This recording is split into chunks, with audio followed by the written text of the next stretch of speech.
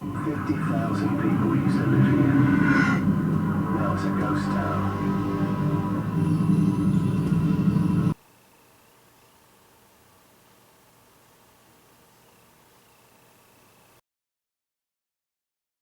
Guys, this is a rundown of all the different videos that I'm going to start putting online.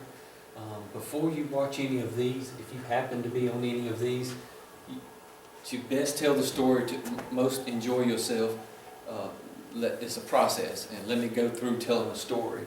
If you can watch 1, 2, 3, and 4 in order, then the story will be told and everything else will make sense, because you wouldn't want to start out busted into it.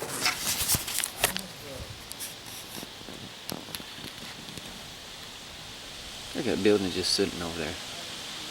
That's what most of the buildings in Pripyat looks like. I wish I could go in all of them.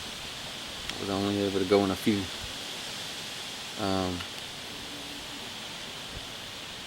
So anyway, I almost got by 2 days, but I'm waiting on somebody to call or something. Sitting here at the gate. So what happened was, got here to Pripyat. I went through the zone of alienation. As you see from the footage, I saw the warehouse, Ferris wheel.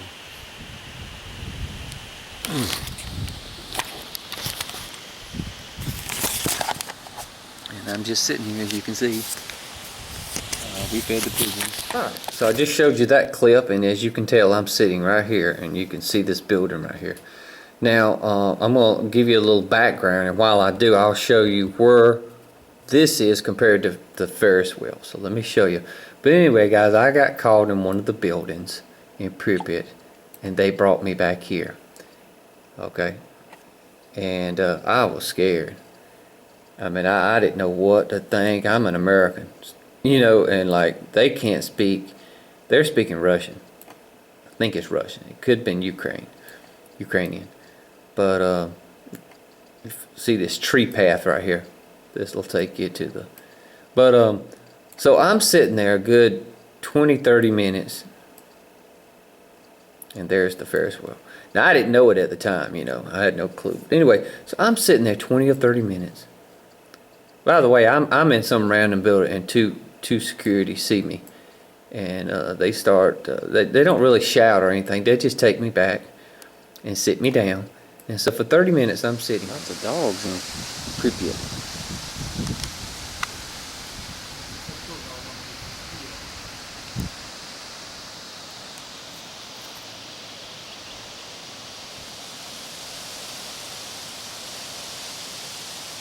I've seen a lot of wild dogs here in Pripyat.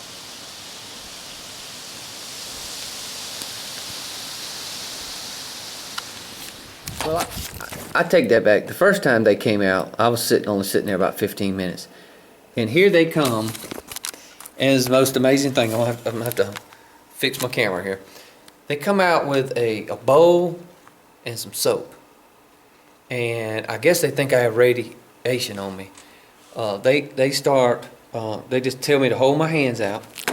So I'll hold my hands out, and one of them puts the water on me, and the other one's soap in my hands. And it's like, this reminds me of a foot washing at church. I mean, I felt so humble. And then after that, they went back in the building, and they were speaking Russian between, you know, one to another. I guess another 10 minutes out, guys, you are not gonna believe, the Ukrainian military in Pripyat bought me a cup of coffee, and it was black. And I thought to myself, well, I'm gonna drink this, you know, to be respectful. But it was a good cup of coffee. No sugar, no cream, but it was good. So they washed my hands, they give me a cup of coffee. I don't have that on video because I'm still worried, okay? I'm still, I got the camera in my pocket. Please don't take my camera, don't take all my footage of Pripyat, you know. But I'm thinking, God, am I really worried about the footage? What about me going to jail? And then he brought some bread out, because lo and behold, he saw me looking over at the birds. There was birds just flew in, and about 30 of them, I guess. He brought me some bread, and me and him started to feed them, and you'll see that. That's the one thing you'll see. You'll get to see one of the guards. I'm not sure if you'll see both of them. Guys, I got busted, and this nice guard, I'm sitting at the gate, and he's feeding the pigeons, and he washed my hands and he gave me coffee to drink. It was the most humbling experience in my life.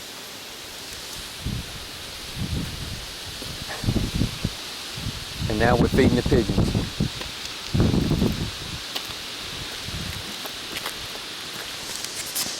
Funny moment. Both of them were inside that little building, and I picked up on a word. They said, Obama.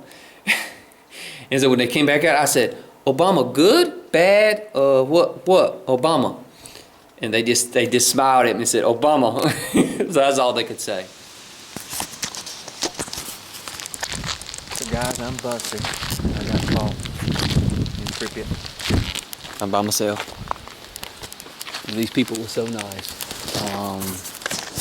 When I first got here, they took me in, and there's a wild dog on the Chernobyl Diaries. Anyway, they took me in, they washed my hands with a cup of water and some soap, and I sat here a little bit longer, and they brought me out coffee, and then I was sitting here a good 10-15 minutes, and I don't know, I guess they're calling somebody, but he saw me looking at the pigeons, and he brought out bread, and they're just the friendliest people. I asked them, was they Ukrainian or Russian, and said Ukraine.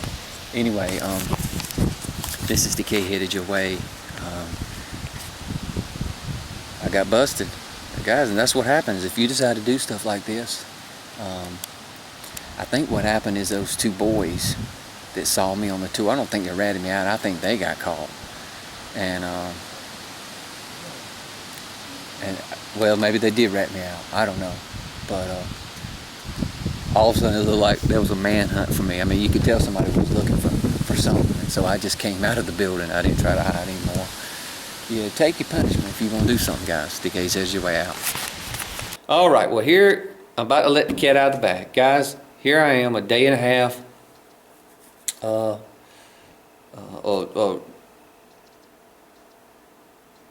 day and a half, spent 2 nights in Pripyat. I got caught. And one thing I hadn't revealed is, while I was in Pripyat, probably about 3 hours before I got caught, I noticed a bus pull in with 17 people. I counted them. Luckily, I was on about the 5th floor of a building, and a bus. It was obvious a tour because it was a bunch of people with cameras, and I couldn't understand the language because the wind was blowing so much. But I followed them around for about like 45 minutes to an hour. And that's probably what happened. Maybe someone saw me on the tour, I'm not sure. Or maybe I just got caught, legitimately by the military, but whatever. That tour was in there, and I found out later that the tour was a special tour for the rich, the rich people, and so it was restricted. And the reason I'm telling you that is because they put me on that tour bus, and luckily there wasn't a person that could speak English, and he told me that this was a 2-day trip. The first day they go to Pripyat, the second day they go see Chernobyl, and they go visit some people that live in the area, and then they go back for a quick visit to Pripyat. They were finishing up the first day. He said, come on, go with us. We ended up staying at this, they called it a motel in Chernobyl. But it was just basic, basic of all accommodations. But hey, I wasn't arguing. It was like, I forget how much it was. I ended up paying about $400, and I got the 1 day. So guys, a lot of the clips you're going to see in the future are me with a group. And I showed these first because I'm very proud of, well, I shouldn't say I'm proud, but I snuck into Pripyat, I felt like, hey, at 40 years old, I can still do what I did at 20. And so I did have the fun of sleeping there and having the adventure of traveling 20 miles through the zone, and nobody ever questioned any of that. They didn't ask how I got there or anything. There's only 2 people other than the translator, the tour guide, that could speak English. These 2 boys, one from Canada, one from Ireland, and I got to know them. You'll actually see them, and we're talking to each other. and are having a good old time. I get to, you know, those two guys are great. So here we go. Let me show you the clips again. And here is the house right there. So here's Busted in Pripyat. And I think the clips from here on out will probably be, you'll start to see some of the people that were on the tour. All right, thanks for watching. And please write in any questions you may have. I know I rushed this. I may have not answered all the questions. Thanks for watching.